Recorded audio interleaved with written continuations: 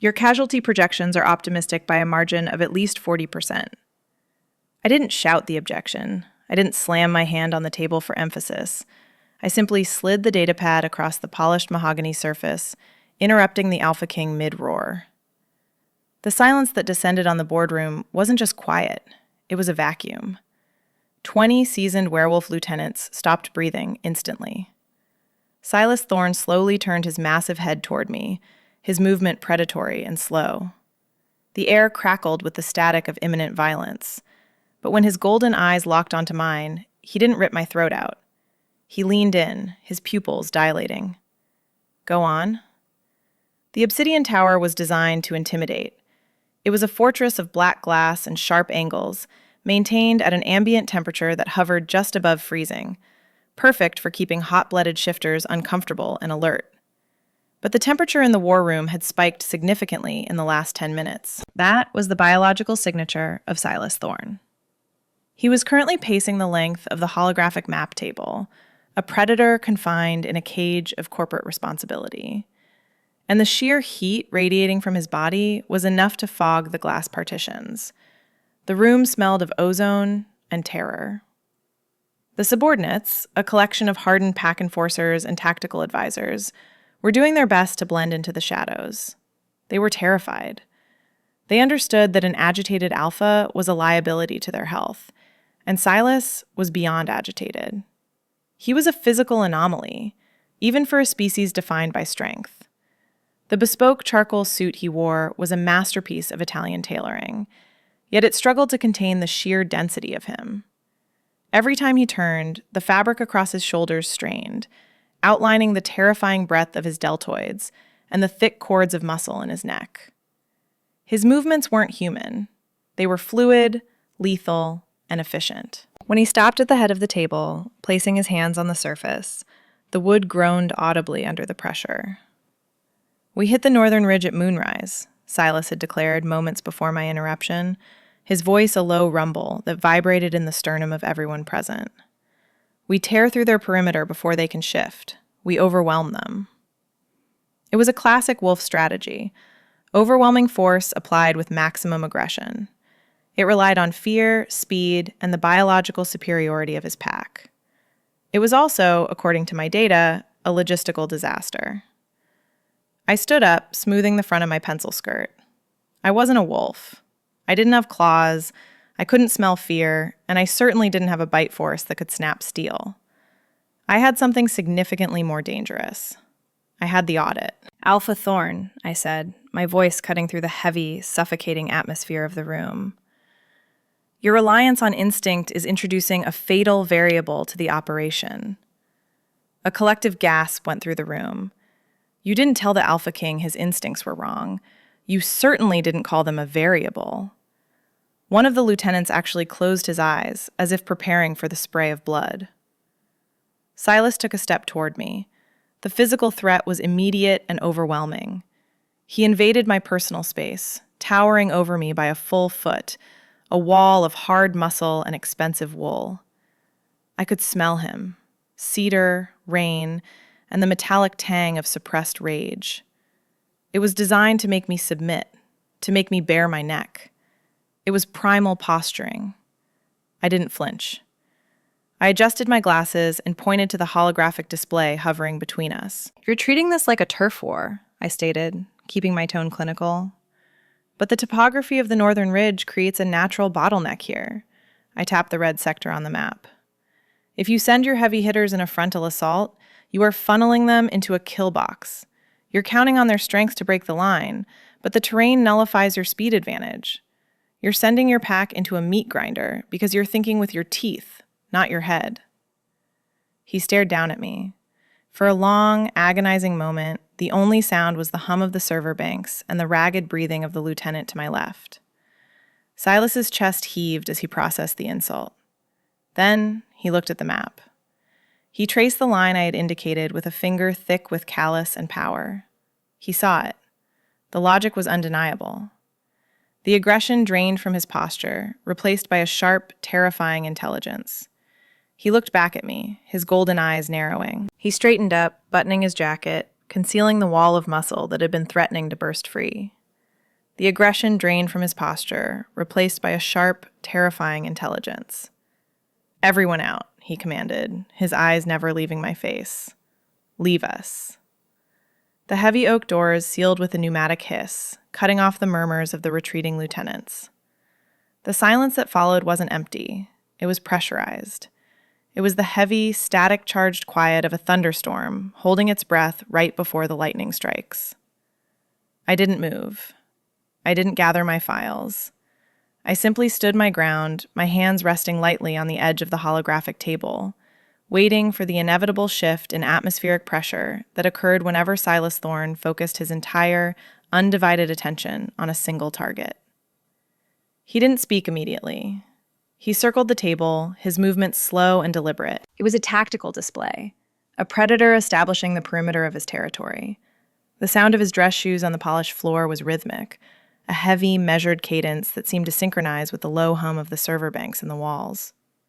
He stopped directly across from me, the blue light of the map underlighting his face, casting the sharp angles of his jaw and cheekbones into severe relief. "You halted a war council," he said. His voice was dangerously soft, a velvet wrapping around a steel blade. "You interrupted a command sequence in front of my pack. In any other boardroom in this city, that is a career-ending move. In this building, it is usually a life-ending one." "Inefficiency is the only thing that should end in this building," I replied, meeting his gaze with a level calmness that I knew infuriated his wolf. "And your plan was inefficient. I didn't interrupt a command sequence, Silas. I interrupted a suicide pact." I tapped the glass surface of the table, bringing up the casualty algorithms I had run 3 hours ago. The numbers floated in the air between us, stark red percentages that couldn't be intimidated or growled into submission. "Look at the data," I instructed, keeping my tone professional, devoid of the fear he was fishing for. "You were projecting a 30% loss of assets. Those aren't just numbers on a spreadsheet. Those are your enforcers. That is a degradation of your power base that would take 3 breeding cycles to recover from. You were about to spend your capital on a frontal assault when a surgical strike would cost you nothing but time." Silas didn't look at the numbers. He looked at me. He walked around the edge of the table, closing the distance between us. The air temperature seemed to rise with every step he took. Shifters run hot. Their metabolism is a furnace designed to fuel rapid regeneration and violence. But Silas was an inferno. As he stepped into my personal space, the heat radiating from him was a physical weight, pressing against my skin, carrying the scent of expensive cologne and raw, unrefined power. He stopped inches from me. He was massive. Up close, the sheer scale of him was overwhelming. He blocked out the light from the rest of the room, a towering wall of charcoal, wool, and muscle density. I had to crane my neck to maintain eye contact. I could see the pulse beating heavily in the hollow of his throat, a thick, powerful rhythm that betrayed the adrenaline flooding his system. "You speak of my pack as assets," he rumbled, his voice dropping an octave, vibrating through the floorboards and straight into the soles of my feet. He leaned down, his face dangerously close to mine. "You analyze blood and bone as if it were code. You think you can quantify the instinct to fight? You think your algorithms understand what happens when the moon rises? I think instinct is just a biological pattern that hasn't been analyzed yet," I countered. My heart was hammering against my ribs, reacting to the proximity of an apex predator, but my voice remained steady. This was the friction point. This was where the competence met the beast. "And right now, your instinct is telling you to intimidate me because I challenged your dominance. It's a standard alpha protocol, but it's redundant." He narrowed his eyes, a low sound building in his chest. Not quite a growl, but the precursor to one. "Redundant?" "Yes," I said softly. I didn't step back. Instead, I reached out. It was a calculated risk. I raised my hand and placed it on the lapel of his suit jacket. The fabric was exquisite, soft and warm from the heat of his body. Underneath, the muscle was rock hard, tense with the expectation of violence. I smoothed the material, my fingers brushing against the silk of his tie. "Your tie is crooked," I murmured, adjusting the knot with precise, methodical movements. "You're projecting chaos, Silas. An alpha who can't control his own wardrobe suggests an alpha who can't control his strategy. It's a glitch in your authority." He froze. The low rumble in his chest cut off instantly. He stared down at my hands, watching them work against his chest. The audacity of the gesture, the intimacy of it, short-circuited his aggression. I wasn't fighting him. I was grooming him. I was asserting a different kind of dominance, one based on order and detail. I finished the adjustment and flattened my palm against his chest for a brief second. I could feel his heart slamming against his ribs, a powerful, erratic thudding that contradicted his stillness. "There," I said, stepping back and restoring the professional distance. "Now you look like a king who thinks before he bites." Silas let out a breath, a long exhalation that sounded like steam escaping a valve.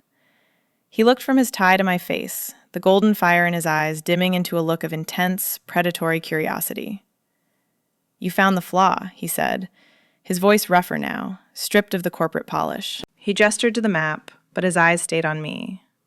"You rejected my plan. You dismantled my strategy in under 60 seconds. "I did my job," I corrected.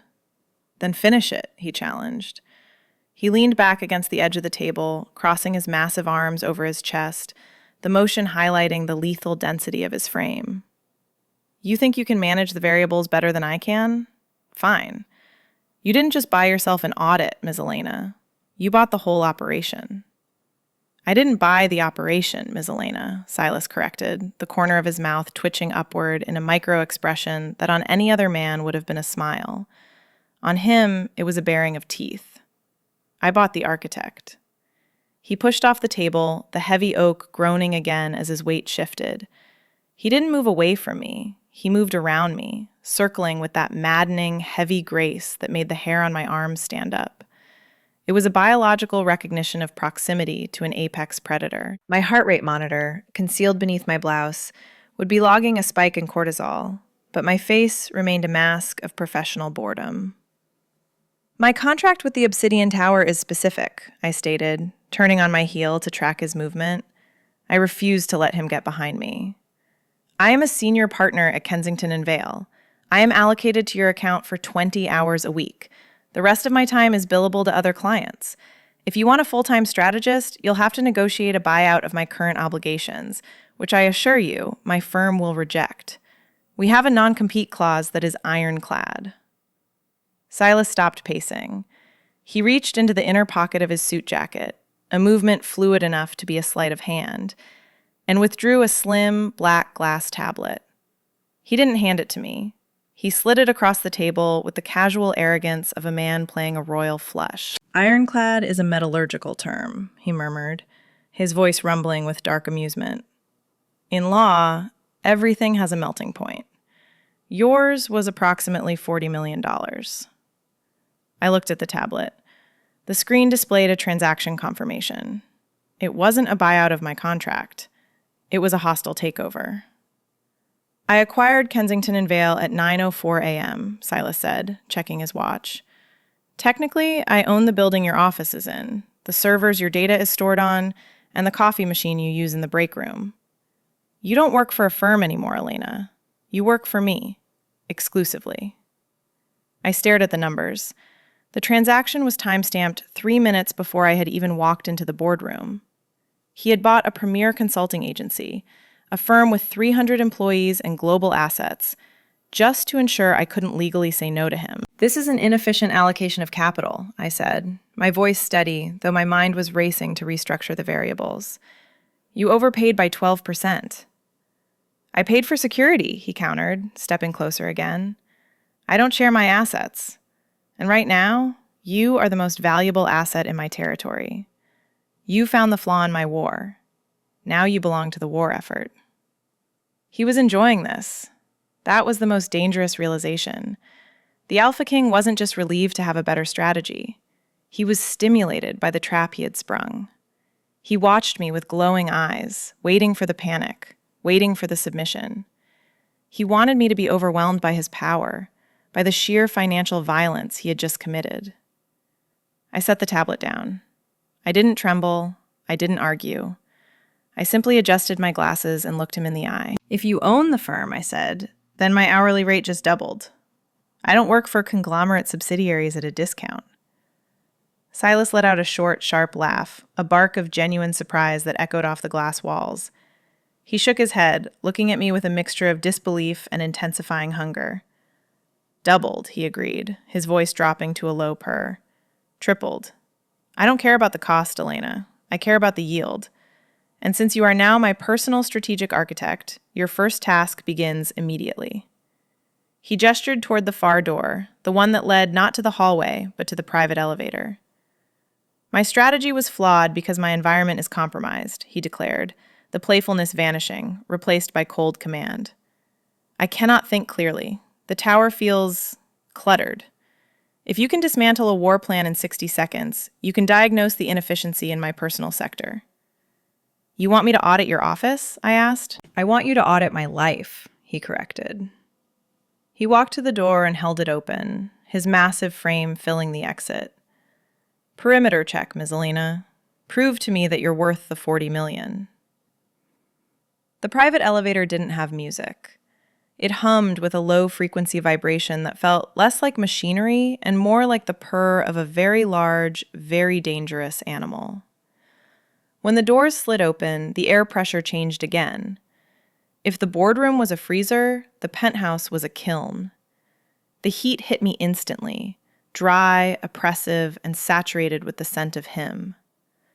I stepped out onto the black marble floor. I expected luxury.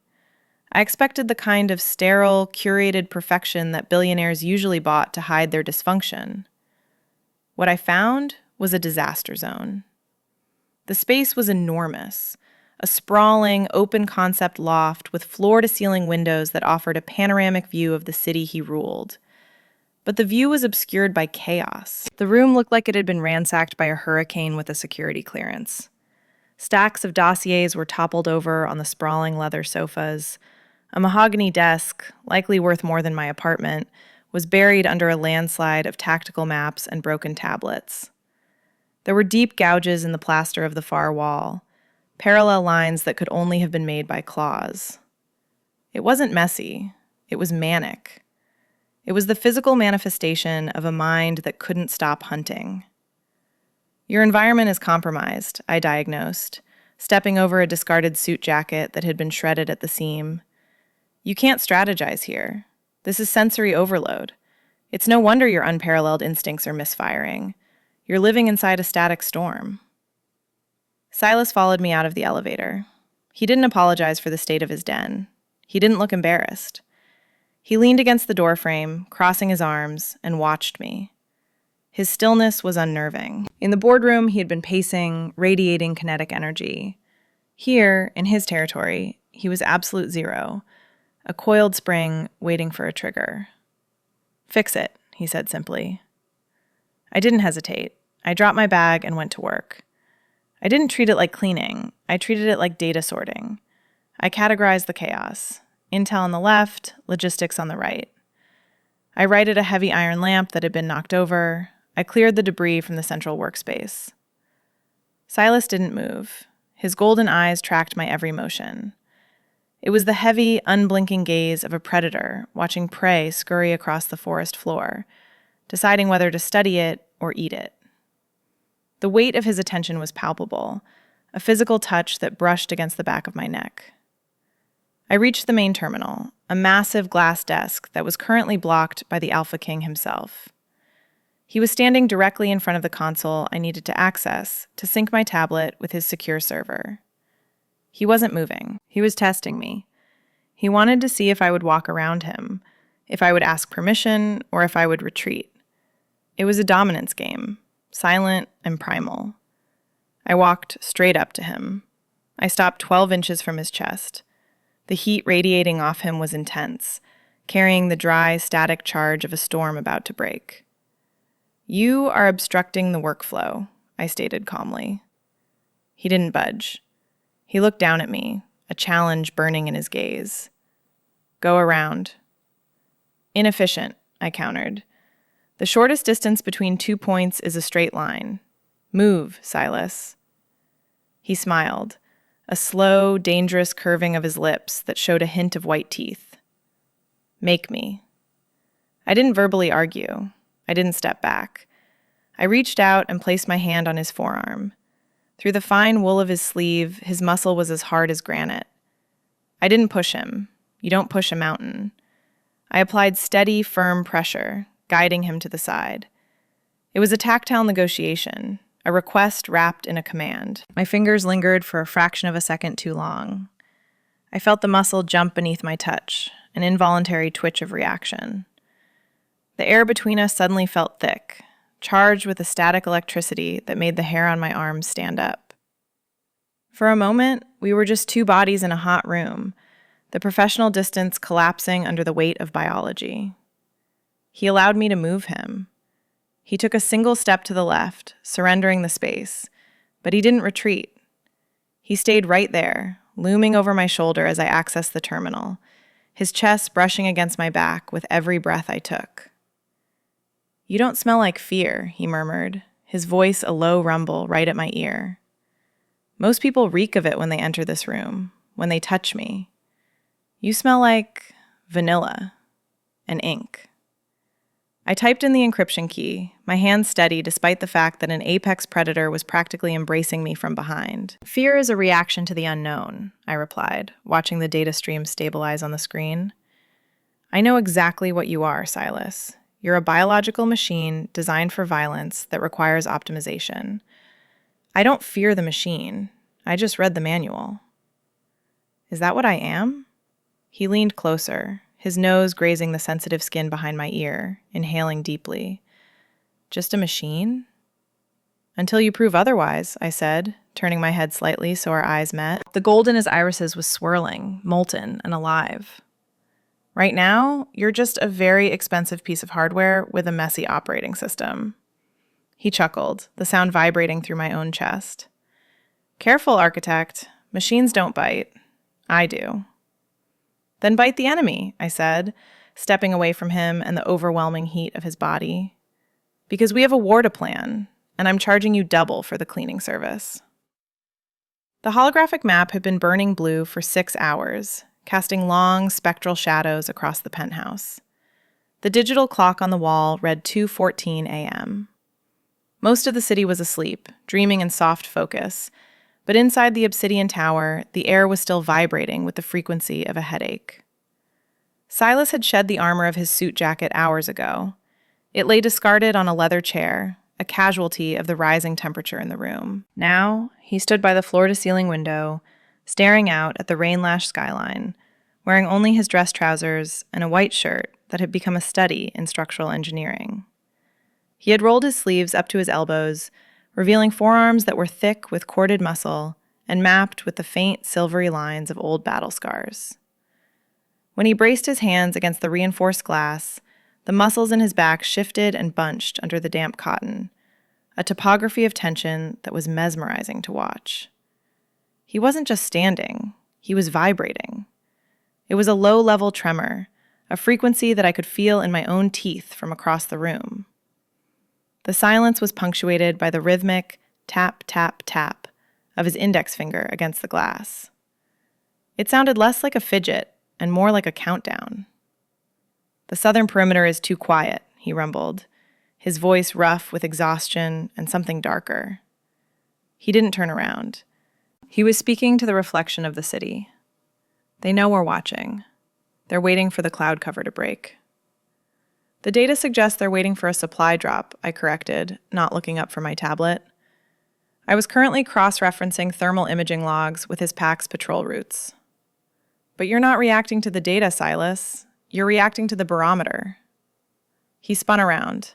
The movement was too fast for a human eye to track comfortably, a blur of motion that ended with him leaning against the edge of my desk, looming over me. The smell of him had changed. The expensive cologne had burned off, replaced by the heavy, musk-laden scent of an animal in a cage. It was intoxicating and terrifying in equal measure.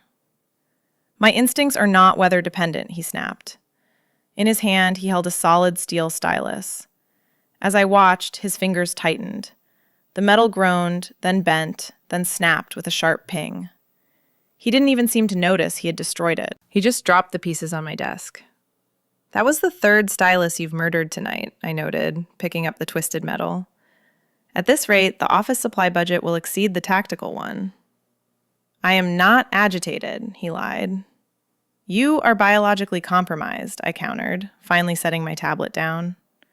I took off my glasses and rubbed the bridge of my nose. Your heart rate has been steadily climbing for the last 40 minutes. Your pupils are dilated. You're pacing a 3-meter circuit like a wolf in a zoo. It's the moon, isn't it? Silas went still. The mention of the moon was usually a taboo in professional settings, an acknowledgement of the beast that polite society tried to ignore. But we were far past polite. The moon is 3 days away, he rasped. And your physiology is already anticipating the shift, I said clinically. You're running hot. Your aggression levels are spiking because you can't hunt, so you're trying to turn this strategy session into a physical altercation. You want to fight something. Ideally, you want to fight me. He laughed, a dark, low sound. Fighting you isn't what my instincts are suggesting, Elena. The implication hung in the air, heavy and thick. He leaned closer, bracing his hands on the arms of my chair, trapping me. The heat from his body was a physical wave. I could see the sweat glistening at his temple, the tension in his jaw. You're inefficient like this, I said, refusing to back down, though my own pulse was betraying me. You can't lead a war if you can't control your own biology. You need a reset. A reset? He mocked, his golden eyes burning. I'm not a computer you can reboot, architect. I'm a predator with a headache. Unless you have a way to sedate a 300-pound alpha without a tranquilizer dart, I suggest you keep reading the thermal logs. I don't use tranquilizers, I said, standing up. I had to get close to him to do it, brushing against his chest. I use leverage. Sit down, Silas. Excuse me? Sit down. I pointed to the leather sofa. That is a command. He stared at me, the shock of the order warring with his dominance. Then, slowly, the corner of his mouth quirked up. Careful, he whispered. If you try to tame the beast, you have to be prepared for it to bite back. I'm not taming you, I said, walking toward the sofa. I'm optimizing you. Silas didn't sit immediately. He watched me settle onto the edge of the leather cushion, his eyes tracking the movement with a skepticism that bordered on amusement. But the command still hung in the air, a verbal tether he couldn't quite snap. With a low, resigned exhale that sounded dangerously like a growl, he moved. He dropped onto the sofa in front of me, not with the heavy exhaustion of a man, but with the controlled collapse of a predator conserving energy. He sat with his back to me, his shoulders hunched, the white shirt straining across the expanse of his upper back like a sail caught in a gale. You have 3 minutes, he warned, his voice rough, before I decide this optimization is boring and go back to breaking styluses. Lean forward, I instructed, ignoring his threat, and drop your shoulders. You're wearing them like earrings. He complied, shifting forward, bracing his elbows on his knees. The posture stretched the fabric of his shirt even tighter across his scapula. I reached out. The moment my hands made contact with his shoulders, the lights in the penthouse flickered. A jagged bolt of lightning tore through the sky outside, illuminating the room in a stark white flash before plunging us into a heavy, storm-gray gloom. The building's automated systems hummed, dimming the ambient lighting to compensate for the power surge. The atmosphere shifted instantly. The professional workspace vanished, replaced by a shadowed, intimate enclosure that smelled of rain and rising heat. Silas flinched at my touch. It wasn't pain. It was a shock to the system. His skin was burning. Even through the cotton of his shirt, the heat was startling, a dry, feverish intensity that spoke to the metabolic firestorm raging inside him. You're running at 102 degrees, I noted clinically, though my own fingertips were tingling from the contact. Your cortisol levels are saturating your muscle tissue. It's creating a rigid armor that's blocking circulation. It's not armor, he rasped, his head dropping forward as I dug my thumbs into the base of his neck. It's readiness. A king doesn't relax, Elena. If I relax, the throat is exposed. There's no one here to bite your throat, Silas, I murmured. I found the knot of tension at the top of his trapezius, a rock-hard lump of stress that felt more like bone than muscle. I pressed down, hard. Except maybe me, if you don't stop fighting my hands. He let out a sound that was half groan, half snarl. It was a guttural vibration that traveled from his spine, through my hands, and settled deep in my own chest. Under my palms, he was terrifyingly solid. I've worked with bodyguards, athletes, and soldiers, but Silas was different. There was no give to him. His muscles were dense, coiled tight like steel cables under high tension. Moving them required significant force. I had to stand up behind the sofa to get leverage, driving the heels of my hands into the valleys between his shoulder blades. He trailed off, his breath hitching as I worked out a particularly stubborn knot near his spine. Medical necessity, I suggested, sliding my hands outward to his deltoids. Dangerous, he corrected. His voice had dropped to a whisper, stripped of the command tones, leaving only the raw gravel of the man underneath. You're touching the trigger mechanism, Architect. You're pressing against the instinct to violence. It feels confusing. That's the lactic acid breaking down, I lied. It wasn't. It was the friction of competence. It was the realization that someone could touch him without fear, could inflict pain that was actually healing. Breathe, Silas. You're holding your breath like you're underwater. I'm not underwater, he muttered, finally letting his head loll back against my stomach, surrendering the weight of his skull to me. I'm on fire, and you have very cold hands. He didn't pull away. In fact, he leaned into the pressure, pushing back against my palms, seeking the friction. The movement was fluid, unconscious, and devastatingly intimate. For a moment, the war didn't exist.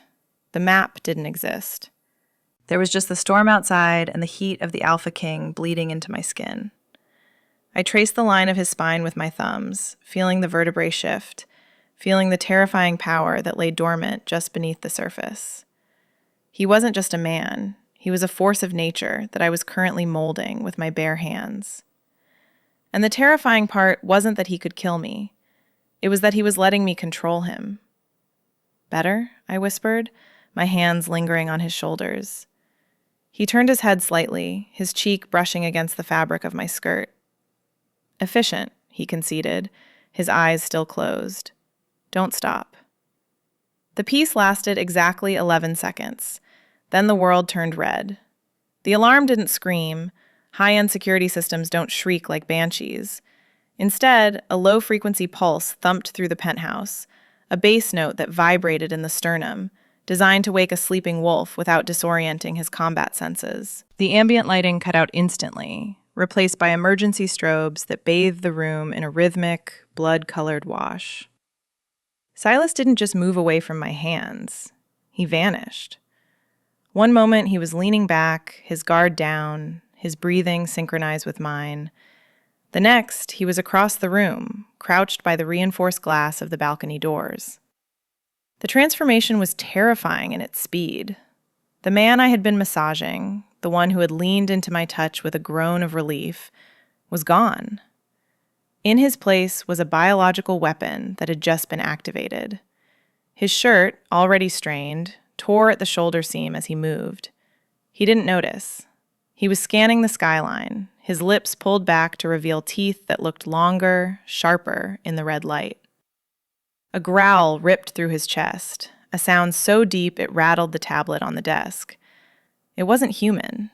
It was the sound of a predator realizing its den had been breached. "Perimeter," he snarled, not looking at me. "Grid 4, get down." I didn't get down. Panic is an inefficient use of adrenaline. While Silas prepared to tear a physical intruder limb from limb, I slid off the sofa and sprinted to the main terminal. Grid 4 is the server farm, I corrected, my voice cutting through the pulsing bass of the alarm. I brought the system online, my fingers flying across the haptic interface. They aren't breaking in Windows, Silas. They're breaking encryption. They're inside, he roared, spinning around. His eyes were fully gold now, no trace of iris left, just molten, furious light. I can smell them. You smell the ozone from the cooling units overheating, I countered, not looking up as the screen cascaded with lines of red code. This isn't a raid. It's a digital extraction. Someone is bypassing the biometric firewalls. Silas stalked toward the desk. He looked ready to punch the holographic screen out of the air. He was a creature of blood and bone, and this was an attack he couldn't bite. That impotence made him more dangerous, not less. He gripped the edge of the glass desk, the pressure of his hands causing the reinforced material to whine and protest. "Stop it," he commanded. "Shut it down." "I can't shut it down without scrubbing the database," I said, my eyes scanning the data streams. "They're using a ghost key. It's a clearance code that the system recognizes as valid. This isn't a brute force hack, Silas. It's a key." I froze. The data trail wasn't leading outside the building. It was bouncing off a remote terminal in the warehouse district, but the origination point, the biometric signature that had unlocked the door, was internal. My stomach dropped. I looked up at Silas. He was watching me, his chest heaving, waiting for the target. "It's not a rival pack," I said quietly. The silence that followed was heavier than the alarm. "The biometric signature belongs to Lieutenant Varick." Silas went deadly still. The rage didn't leave him, but it changed temperature. It went from a forest fire to absolute zero. Varick was his head of security.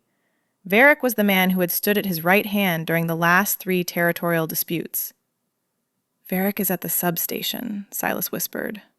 The sound was worse than the growl. "He's guarding the supply line." "He's downloading the patrol routes for the Northern Ridge," I said, pointing to the file transfer progress. "He's selling the location of your enforcers to the enemy. If this transfer completes, your pack walks into an ambush at moonrise." I executed a command override, severing the connection. The red cascade on the screen froze, then vanished. "Transfer blocked, but he has a copy on a local drive." Silas turned toward the elevator. He didn't run. He moved with a cold, terrifying purpose. He grabbed his shredded jacket from the floor. Not to wear it, but because his keys were in the pocket. "I'm going to kill him," he stated. It wasn't a threat. It was a schedule. I grabbed my trench coat. "We're going to stop him," I corrected, stepping into his path. He stopped, looking down at me as if he didn't recognize me. "Stay here, Elena. This is blood business. It gets messy." "It's tactical business," I argued, buttoning my coat with steady hands. "You're compromised. You're enraged. You'll walk in there and tear his throat out before we find out who he's selling the data to. You need the intel, Silas, not just the corpse."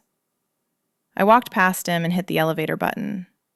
"Besides," I added, looking back at the most dangerous creature in the city, "you need a handler. Someone has to make sure you don't leave fingerprints." The jagged silhouette of the industrial district loomed through the windshield, a graveyard of rusted steel and concrete washed in relentless rain. Silas drove the black armored SUV the way he commanded his pack, with absolute, terrifying control at speeds that defied physics.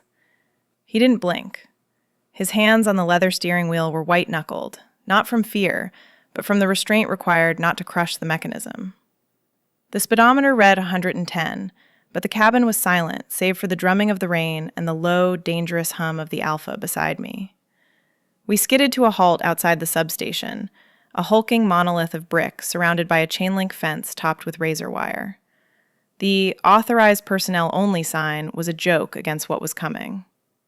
Silas killed the engine. The silence that followed was heavy. "Stay in the car," he ordered. He didn't look at me. He was staring at the rusted gate, his nostrils flaring as he scented the air. "Varick is cornered. He's going to be desperate. Desperate wolves don't negotiate, Elena. They maim."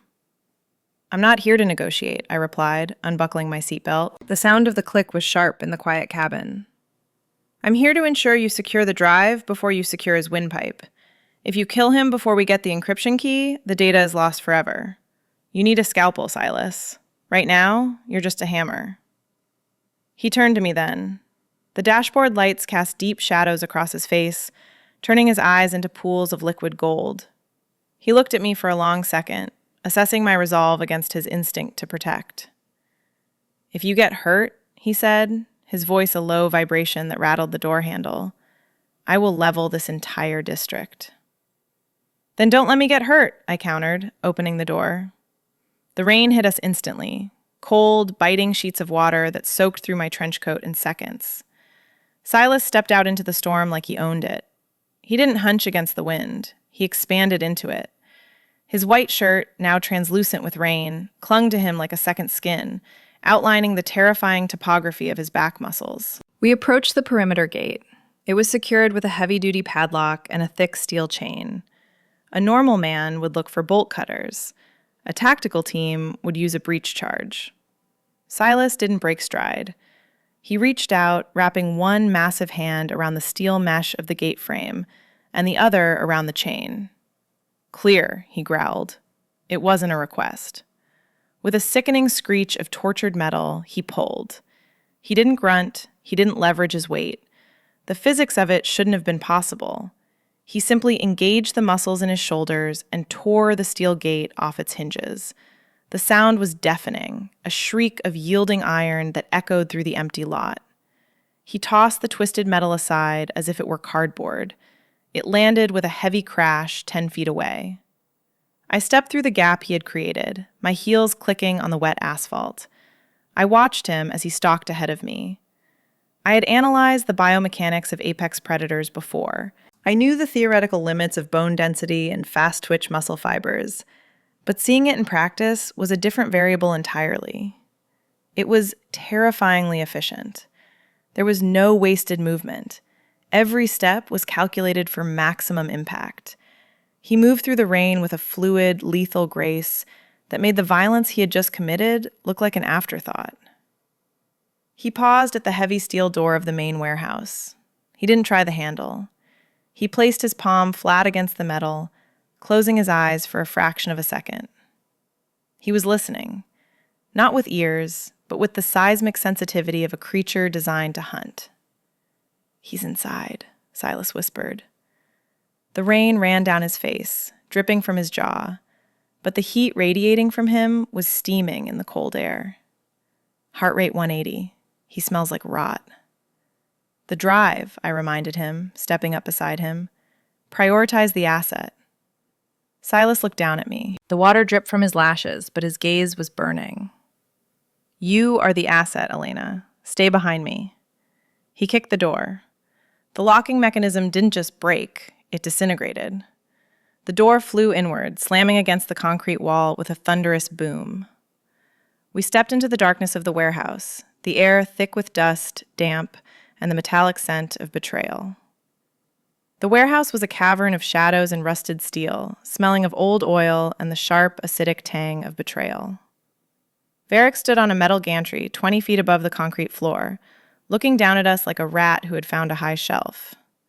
He wasn't physically imposing, certainly not compared to the biological siege engine standing beside me, but he held the black data drive over the railing, his fingers loose and trembling.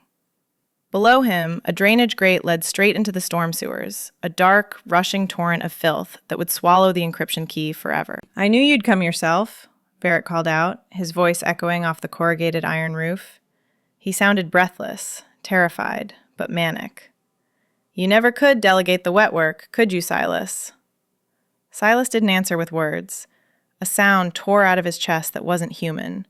It was a subsonic vibration that rattled the fillings in my teeth. The air around him seemed to warp with heat. The rain that had soaked his shirt began to steam, rising in faint white wisps from his shoulders. He took a step forward, his boots crunching on the broken glass littering the floor. "Drop it," Silas growled. It wasn't a request. It was the grinding of tectonic plates. "Come and get it," Varric taunted, leaning dangerously over the rail. "Come on, Alpha. Show the human how you solve problems. Rip me apart. That's all you know, isn't it? Violence. You're not a king, Silas. You're just a dog in a tailored suit." It was a trap. It was a clumsy, desperate psychological snare, but it was effective because it hit the exact frequency of Silas's insecurity. Varric wanted him to lunge. If Silas attacked, the drive would fall into the sewer before his claws ever touched flesh. The intel would be gone, the ambush would stand, and the pack would bleed. I saw the logic instantly. Silas didn't. The rational mind of the Alpha King, the strategist who played chess with corporations, shut down. The wolf took the controls. I watched the transformation happen in real time. His posture shifted, his spine elongating, his center of gravity dropping. His hands curled into claws, the tendons in his forearms snapping taut like steel cables. But it was his eyes that terrified me. The intelligence vanished, replaced by a flat, golden wall of pure, homicidal instinct. He wasn't calculating the jump anymore. He was simply preparing to kill. "Silas," I said, keeping my voice low. "He's baiting you. Secure the asset." He didn't hear me. He was locked in a feedback loop of rage. His muscles bunched, the fabric of his trousers straining as he prepared to launch himself at the gantry. "I'm going to paint the walls with you," Silas roared, his voice distorting into a snarl. Varric grinned. He opened his hand slightly. The drive slipped. I didn't think. I calculated the trajectory of a 300-pound enraged alpha versus a falling object, and I realized the math didn't work. I stepped directly into his path. It was madness. It was suicide. I placed my small, fragile human body between an accelerating freight train of violence and its target. I slammed my hand against his chest, hitting a wall of solid, vibrating muscle, and I didn't scream. Screaming is the sound of prey. I dropped my voice. I channeled every ounce of authority I possessed, every bit of the cold, hard certainty that I used to break CEOs and dismantle mergers. I didn't ask him to stop. I ordered him. "Silas Thorne," I barked, the sound sharp and percussive like a whip crack. "Heel!" The command hung in the damp air, absolute and undeniable. The effect was instantaneous. Silas didn't just stop. He froze. The momentum of his rage hit the wall of my command and shattered. His body locked up, his muscles seizing in a confused paralysis. He stumbled, his boots skidding on the concrete as he fought the biological imperative to obey. He looked down at me, his chest heaving, his breath coming in ragged gasps. The gold in his eyes swirled, the wolf warring with the man, shocked by the audacity of the order. For a heartbeat, silence reigned. Varric stared, mouth open. I didn't flinch. I held Silas's gaze, my hand still pressed against his thundering heart, anchoring him to the ground. "You are a king," I hissed, leaning in until I was toe-to-toe with the monster. "Not a rabid animal. Do not let him win." The gold receded. The pupil returned. Intelligence flooded back into his gaze, sharp and cold. He blinked, looking from me to Varric, realizing he had almost lost the game. "Right," Silas rasped, his voice wrecked. He didn't lunge. He moved with terrifying, calculated speed, but not at Varric. He grabbed a rusted iron pipe from the floor and hurled it. It wasn't a kill shot. It was geometry. The pipe slammed into the metal railing next to Varric's hand with the force of a cannonball. Varric flinched back, dropping the drive, not into the sewer, but onto the gantry walkway. "Secure the asset," Silas commanded, his voice steady now, though his eyes were still burning with the aftershocks of the command I had used on him. "I'll handle the trash." The silence in the private elevator during the ascent to the penthouse was heavier than the storm we had left behind. We had secured the drive. Varric was currently being processed by the loyalty enforcement team in the sub-basement. A diplomatic way of saying he was in a soundproof cell awaiting a very unpleasant conversation. The crisis was contained. The ambush was canceled. Logistically, the mission was a total success. Biologically, however, the Alpha King was crashing. When the elevator doors slid open, Silas didn't walk into the penthouse. He stormed in. He moved with the jagged, uneven energy of an engine running on fumes. The adrenaline that had fueled his transformation in the warehouse was draining out of his system, leaving behind a volatile residue of shock and exhaustion. He went straight to the wet bar, his movements sharp and aggressive. He poured a glass of amber liquid, something old and expensive, but he didn't drink it. He just gripped the crystal tumbler hard enough to threaten its structural integrity, staring at his own reflection in the dark glass of the window. I watched him from the center of the room. I was wet, cold, and my trench coat was ruined with grease and warehouse dust. But my pulse was steady. I was already categorizing the night's events, filing them away as data points. "You're bleeding," I stated, breaking the silence. Silas didn't turn. It's nothing. It's a laceration across your pectoral muscle, likely from the rusted railing when you threw the pipe, I corrected, walking toward him. It's superficial, but given the environment we were just in, the risk of infection is statistically significant. Tetanus is an inefficient way to die, Silas. I reached for the first aid kit I had organized during my initial audit of the room. I set it on the bar counter with a decisive click. Sit down. He flinched. It was a micro movement, a tightening of the muscles in his back, but I saw it. He turned slowly to face me. His shirt was a ruin, hanging off him in wet, shredded strips. The scratch was angry and red against his skin, a long line running from his collarbone to his sternum. But he wasn't thinking about the pain. He was looking at me with a mixture of awe and profound disturbance. "You commanded me," he rasped. His voice was rough, wrecked by the growls he had suppressed. He set the drink down, his hand trembling slightly. "In the warehouse, you gave me a direct order. Heal." "It was a tactical necessity," I replied, opening the antiseptic bottle. The smell of alcohol cut through the scent of rain and musk. "You were compromised. You were about to prioritize a kill over the objective. I reset your focus." "You overrode my instinct," he argued, stepping closer. He didn't sit. He loomed over me, casting a shadow that swallowed the light from the bar. "Do you understand what that means, Elena? No one commands an alpha. It's not just social protocol, it's biological law. My wolf doesn't take orders. It eats people who give them." "Your wolf is smart," I said calmly, pouring the antiseptic onto a cotton pad. It recognized that I had a better plan. "Now, hold still. This is going to sting." I stepped into his space.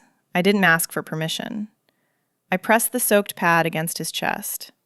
He hissed, a sharp intake of breath through clenched teeth, but he didn't pull away. His hands came up, hovering for a moment before settling on my waist. They were heavy, hot, and desperate. He gripped me as if I were the only solid thing in a world that had suddenly turned liquid. "Why did I stop?" he whispered. He wasn't asking me. He was asking the universe. He looked down, watching my hand move across his skin. I was in the red zone. I wanted blood. I wanted to tear him apart. But then you spoke, and it was like hitting a wall. My body just obeyed.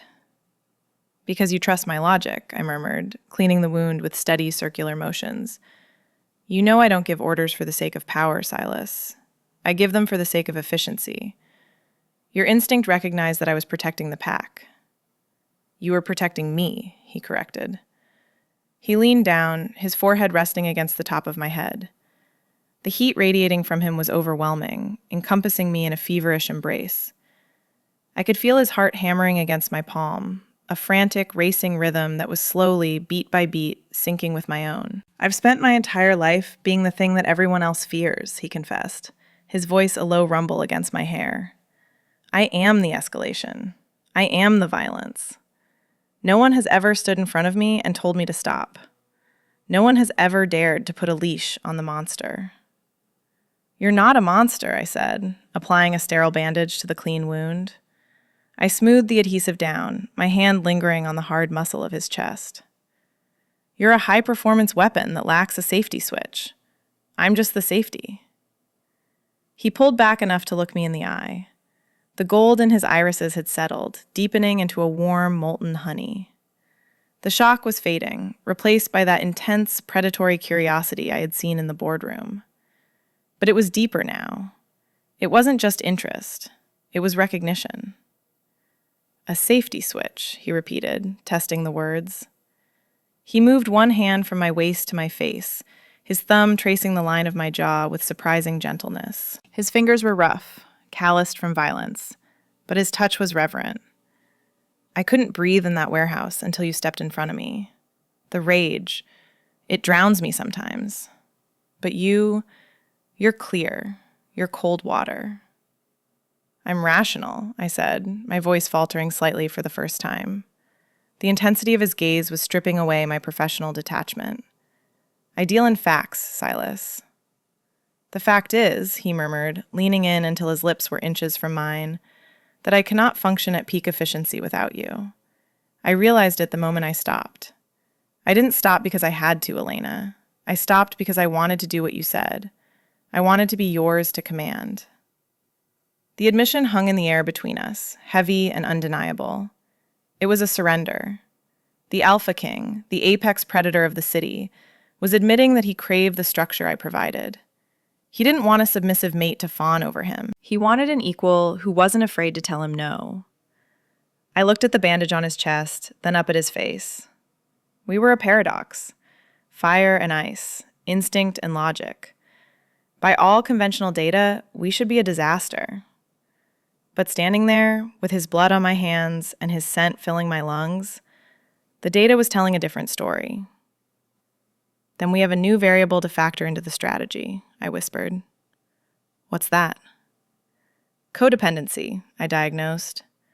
We are a perfect tactical match. I provide the direction, you provide the force. It's an unbeatable combination. Silas smiled. It was the first genuine smile I had seen from him, crooked, tired, and devastatingly handsome. Unbeatable, he agreed. Now, Architect, since you've cleaned my wounds and saved my kingdom, tell me what to do next. The Pack Summit was not a social engagement. In the geopolitical landscape of the shifter world, it was a performance review with teeth. It was where the territorial lines were redrawn, alliances were tested, and weakness was punished with political, or physical, evisceration. It was the final phase of the strategy I had architected. We had secured the data, neutralized the traitor, and now we had to present the Alpha King as untouchable. To do that, I had to dress him. The master suite of the penthouse had been converted into a staging area. The air was thick with the scent of steam and expensive fabric. Silas stood in the center of the room, facing the trifold mirror, while I circled him like a mechanic inspecting a high-performance engine before a race. This is excessive, Silas grumbled. He was standing with his arms slightly away from his sides, allowing me to inspect the drape of the jacket. It's a dinner, Elena, not a coronation. It is an assertion of dominance via aesthetics, I corrected, stepping behind him to check the vent of the jacket. The rival alphas will be looking for cracks, Silas. They know about the breach. They know Varric betrayed you. They are expecting you to look tired, paranoid, or aggressive. If you walk in there looking like a brawler, you validate their doubts. If you walk in there looking like flawless, unbothered perfection, you terrify them. I reached up and smoothed the fabric across his shoulders. The tuxedo was midnight blue, a shade so dark it absorbed the light rather than reflecting it. It was cut from a vicuña blend that cost more than my first car, tailored to accommodate the terrifying breadth of his deltoids without straining. It was a structural marvel. It contained the violence of his frame, wrapping the predator in the guise of a gentleman. Turn, I commanded softly. Silas turned. He moved with a heavy, compliant grace that he showed only to me. In the last 24 hours, the dynamic had shifted. He wasn't just tolerating my interference, he was seeking it. He watched me in the mirror, his golden eyes tracking my hands as I adjusted his cuffs, ensuring exactly half an inch of white linen showed. You're vibrating again, I noted, my fingers lingering on his wrist. Under the cufflink, a heavy platinum knot, his pulse was steady, but the energy beneath his skin was thrumming. You're anticipating the fight. I'm anticipating the boredom, he lied, his voice a low rumble that I felt in my own chest.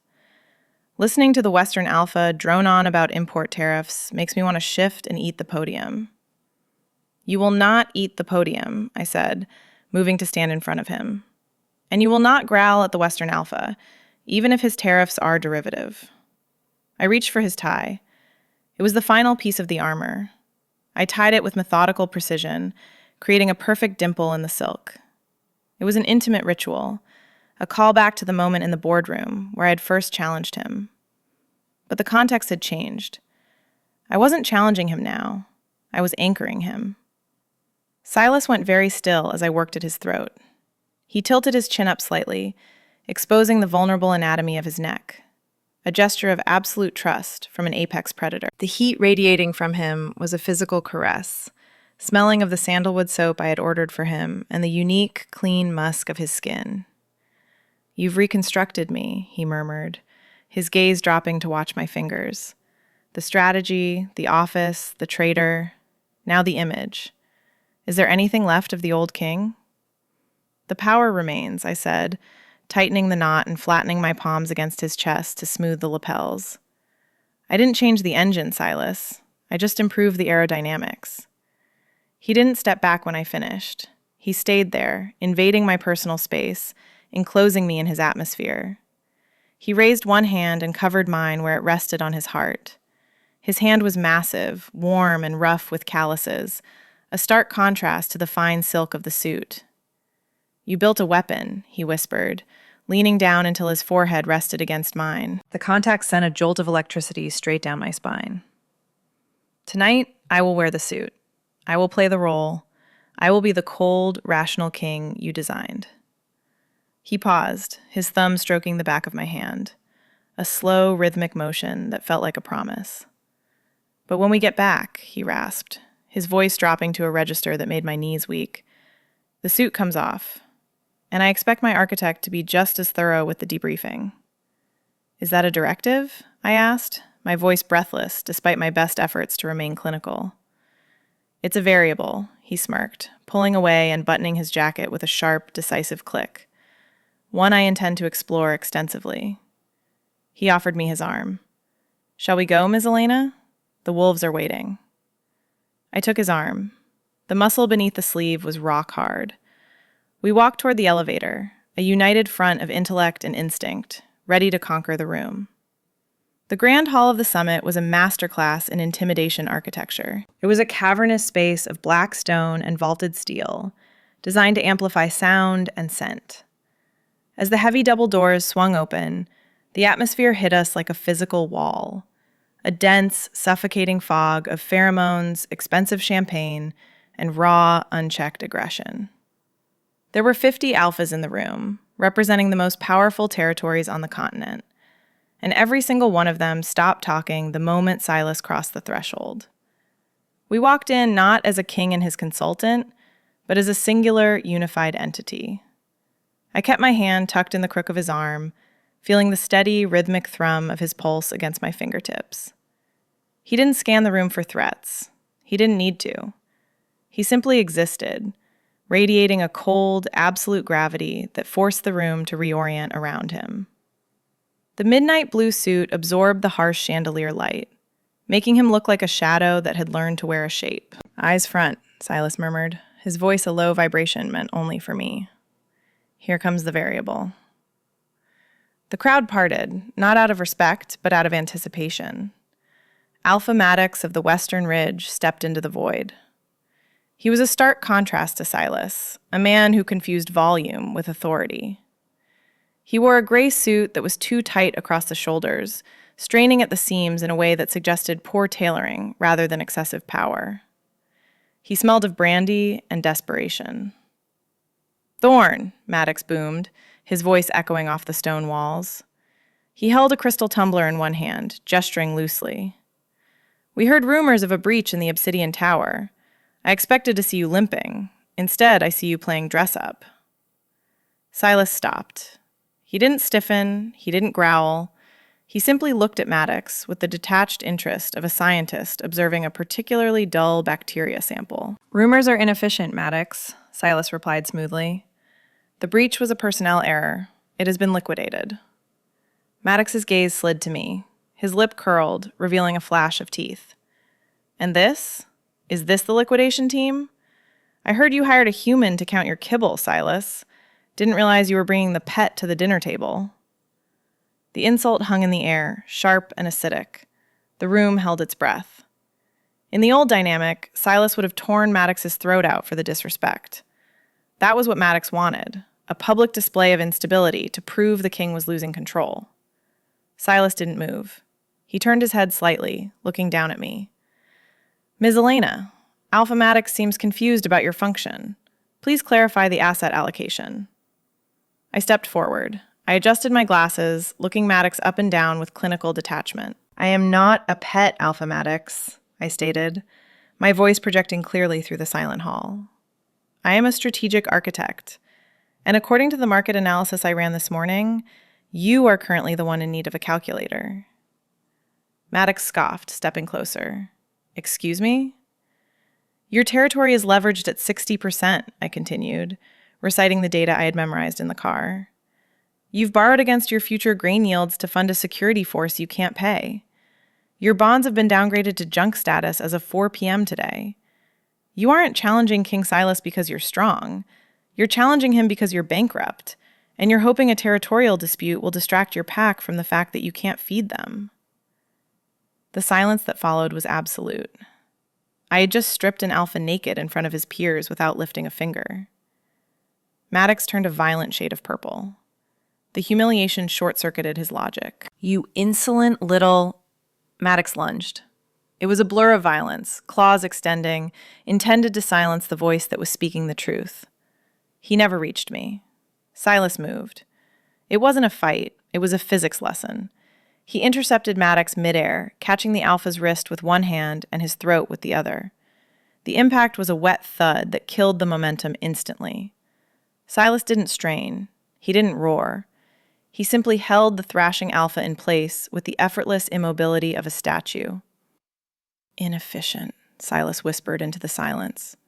He shoved Maddox backward. The Western alpha stumbled, crashing into a waiter's tray of champagne flutes. Glass shattered. Silas straightened his cuffs, looking around the room with golden, burning eyes. Ms. Elena speaks for me, he announced, his voice dark and final. Her logic is my law. Challenge her again, and I won't use a restraint hold. I will use my teeth. He offered me his arm again, cool and composed. Shall we get a drink, architect? I believe the negotiation is concluded. The elevator ride back to the penthouse was silent, but it wasn't the empty silence of a vacuum. It was the heavy, pressurized silence of deep water. The adrenaline of the summit, the confrontation with Maddox, the public declaration of our alliance, the sheer physical threat Silas had exerted, was beginning to metabolize into something else. The war was over. The traitor was in a cell. The borders were secure. By all metrics, the mission was a success. The objective had been achieved with a 98% efficiency rating.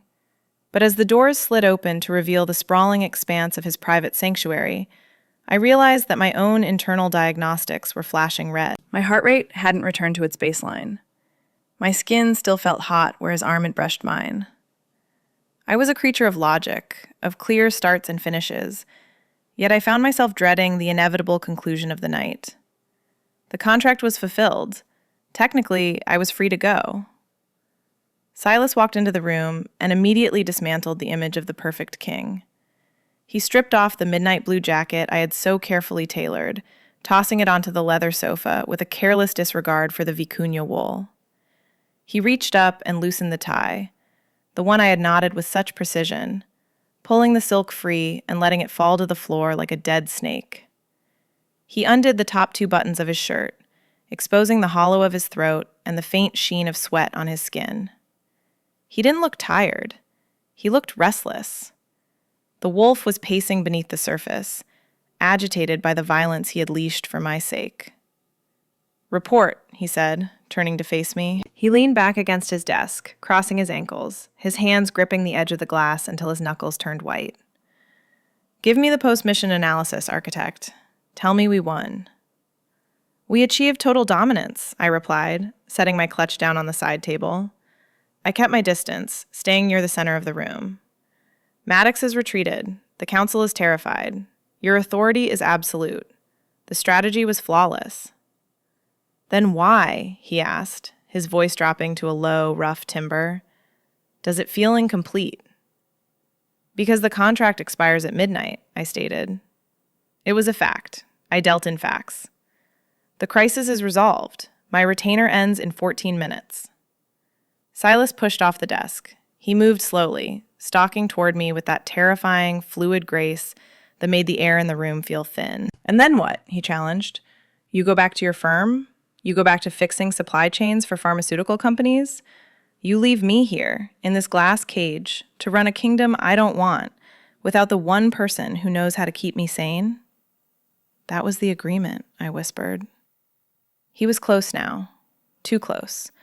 I could smell the lingering scent of the summit on him, champagne and ozone, underlaid with his own heavy, masculine musk. The agreement was flawed, he growled. He stopped inches from me, his massive frame blocking out the light of the city. It failed to account for the final variable. Which variable? Obsession, he confessed. He reached out, his hands settling on my waist. They were heavy, warm, and possessive. He didn't ask for permission this time. He took the space as if he owned it. I can't function without you, Elena. It's not just the strategy, it's the silence. When you're here, the noise in my head stops. The wolf settles. You are the only thing in this world that makes sense to me. My breath hitched. I looked up into his golden eyes and saw the truth of it. He wasn't just asking for a consultant. He was asking for a partner. And you, he murmured, his thumbs rubbing circles against the silk of my dress. Tell me you don't feel it. Tell me you want to go back to a life where no one challenges you. Tell me you aren't addicted to the friction.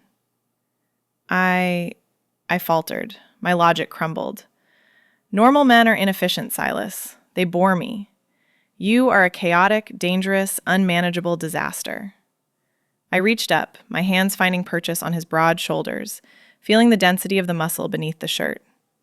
And fixing you is the only thing that has ever stimulated my intellect. Then fix this, he rasped. He lowered his head and kissed me. It wasn't a tentative exploration. It was a collision. It was a tactical negotiation that bypassed diplomacy entirely. His mouth was hot, demanding, and hungry. He kissed me like he had wanted to since the moment I walked into his boardroom, with a desperate, consuming intensity that shattered my composure. I kissed him back, my hands tangling in his hair, pulling him closer, anchoring the storm.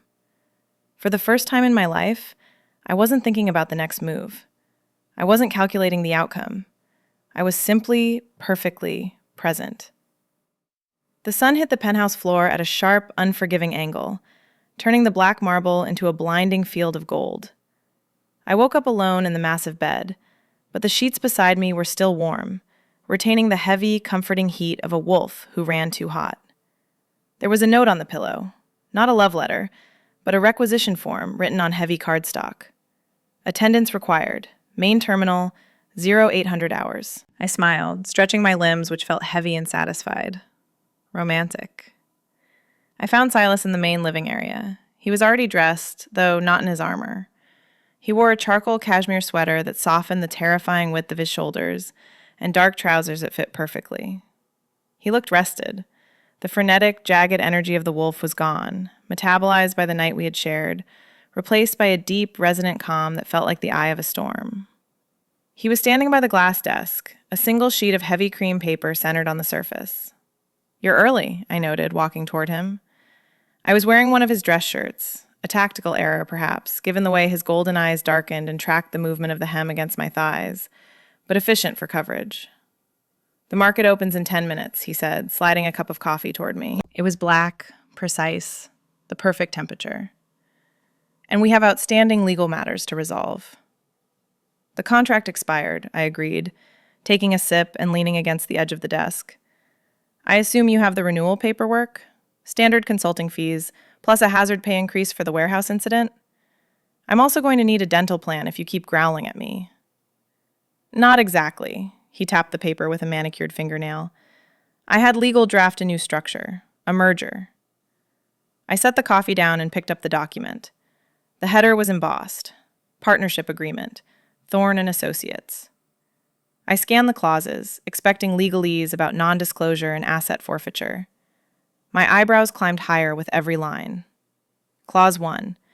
Joint asset management of all territories, holdings, and biological imperatives. Clause 2. Full executive veto power on all strategic decisions assigned to the partner, effective immediately. Clause 3. Term length, indefinite, irrevocable, lifetime. My breath hitched. The paper trembled slightly in my hands. This wasn't a job offer. It was a mating contract. It was a marriage proposal, drafted in the cold, hard language of corporate law, because that was the only language he knew I would respect. Clause 4 is aggressive, I murmured, my heart hammering a frantic rhythm against my ribs. Exclusivity of rights regarding physical proximity, emotional labor, and genetic legacy. You're trying to trademark my affection, Silas. I'm securing a monopoly, he corrected. He moved around the desk, stopping just behind me. He didn't touch me, but I could feel his heat radiating into my back. I've analyzed the data, Elena. The synergy is undeniable. Going back to independent operations would result in a 90% drop in efficiency and a 100% drop in my will to exist. I looked at the signature line. He had already signed it. The ink was bold, heavy, decisive. A signature that had launched wars and ended them. You're proposing a merger of equals, I said, turning to face him. But you're the king. Kings don't have partners. They have subjects. They have subordinates they protect. I don't want a subject, he whispered, framing my face with his massive hands. His thumbs brushed my cheekbones, his gaze intense and vulnerable. I want a co-pilot. I want the woman who looked a monster in the eye and told him to heal. I want you, Elena, in the boardroom, in the war room, and in this room, forever. He reached for a pen, a silver fountain pen this time, not a stylus he could snap, and held it out to me. His hand was steady, but his eyes held a question. The predator was exposing his throat again, waiting for the bite. There's a red line correction needed, I said softly, taking the pen. Name it. I'll rewrite the bylaws. Clause 5, I improvised, leaning over the paper. I wrote in the margin with steady strokes, the scratch of the nib loud in the quiet room. The alpha acknowledges that while he is the head of the pack, the architect is the neck that turns the head. And he agrees to a mandatory cuddle clause for all full moons. Silas read the addition. A slow, devastating smile spread across his face. A smile that promised trouble. Accepted, he growled. I signed my name next to his. The moment the ink hit the paper, the air in the room shifted. It wasn't just a contract anymore. It was a binding, a seal. Done, I whispered, capping the pen. Not quite, he murmured. He lifted me up, setting me on the edge of the desk, right on top of the tactical maps. Now we have to seal the deal. The heavy oak door to the boardroom clicked shut behind us. I reached up, adjusting Silas's lapel one final time, smoothing invisible dust from the shoulder of his suit. He caught my hand, pressing a kiss to my palm before turning to face the terrified board of directors. Shall we begin? He asked, his voice low. After you, partner, I replied. I had optimized the Alpha King, and in return, he had given me the world. Subscribe to see how we rewrite the rules of power in the next chapter.